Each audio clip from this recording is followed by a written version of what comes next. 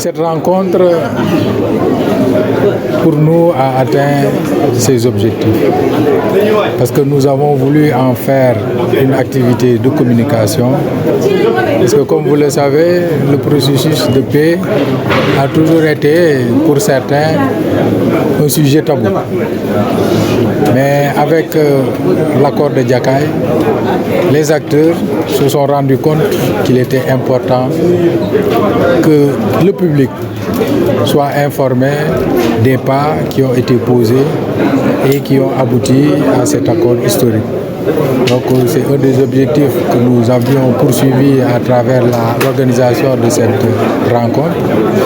Et je puis affirmer que cet objectif a été largement atteint. Parce que les communications auxquelles nous avons eu droit ont permis quand même aux participants d'avoir des éléments d'appréciation beaucoup plus précis, mais surtout d'écarter en tout cas toutes les craintes et toute la désinformation qui a été notée et enregistrée à propos de ce processus. L'autre objectif que nous avons voulu poursuivre à travers la tenue de cette activité, c'était surtout de saisir cette occasion pour faire le plaidoyer en direction des autres factions qui sont restées encore dubitatives ou hésitantes à répondre à la main tendue de l'État, mais surtout un plaidoyer en direction des partenaires de l'État pour davantage d'accompagnement, parce que nous sommes conscients qu'il y a des pas franchis, mais il reste encore beaucoup d'efforts à faire. Si nous prenons le cas du déminage, la situation fait état d'1 500 000 m² qu'il faut traiter pour pouvoir les remettre à la disposition des populations. L'autre défi qui nous attend a trait à la réinsertion et à la réintégration des ex-combattants, mais surtout de toutes les populations victimes. Il y a également le défi du désenclavement de la région, qui passe par la réalisation d'infrastructures de mobilité telles que des routes, des pistes, des ponts. Et l'État aura besoin de l'accompagnement de ses partenaires pour répondre efficacement aux attentes des populations de la région dans ces domaines respectifs.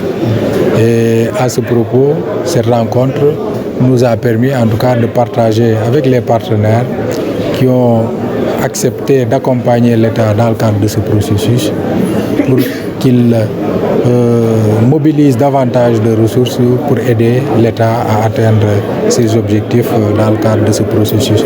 La rencontre nous a aussi permis franchement de mettre en exergue le rôle extrêmement important que certains acteurs ont joué, notamment ceux de la société civile locale qui ont eu la confiance des partis. Je pense notamment à la COSPAC, à la DPC, à Malawo, qui ont été des facilitateurs dans ce processus et qui ont été acceptés unanimement par les deux partis. De toutes les façons, dans le cadre de la mise en œuvre de l'accord de Diakaï, il a été retenu d'accompagner les populations à accéder à l'état civil. Au départ, c'était un objectif de 13 000 qui a été identifié, mais entre-temps, le recensement a fait état de 55 000 cas à traiter. Et je voudrais à ce propos saluer la diligence des autorités judiciaires qui, à travers les dispositions idoines prises, ont permis quand même à certains bénéficiaires de disposer de leur acte d'état civil.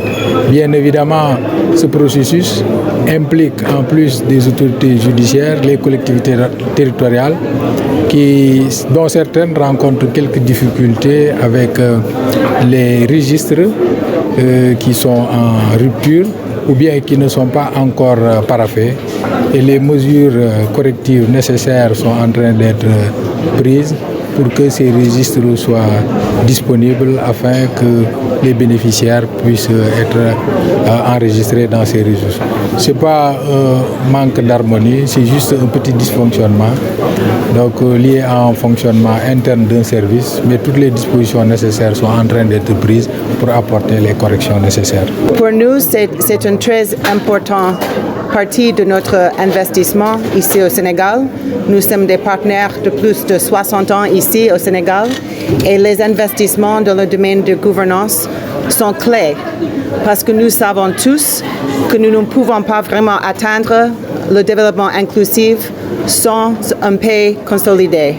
Alors aujourd'hui, je suis vraiment fière que nous avons appuyé à peu près 180 ex-combattants avec la réintégration sociale et économique ici au Casamance et aussi avec la préparation pour autant de 50 000 certificats de naissance qui sont importants pour que les personnes puissent vraiment avoir l'accès aux services de santé, l'accès à l'éducation.